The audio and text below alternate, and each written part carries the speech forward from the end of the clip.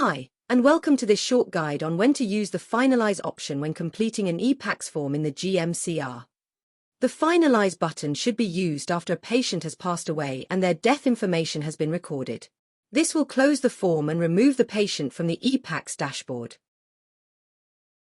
Open the patient's EPaCCS form and select the Edit button. Once the form is in edit mode, you can update the GSF section by selecting the After Death Navy option. Then, enter the mandatory details for the stage change.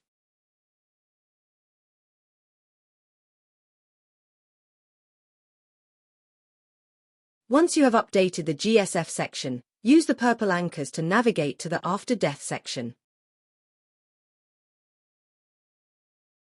If you have the death information, please add the following details: death date, place of death, name of place of death.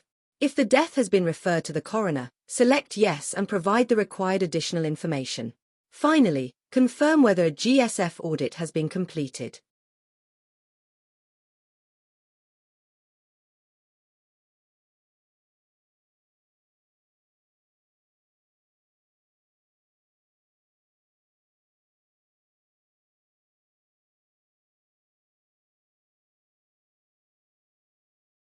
Use the purple anchor to return to the top of the screen, then select the Save button.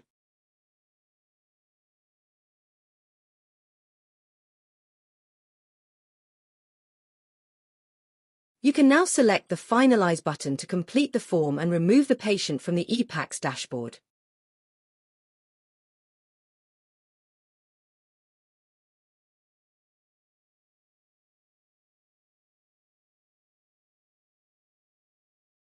The patient will be removed from the dashboard's patient list during the next refresh cycle.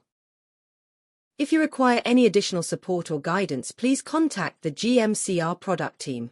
Thank you.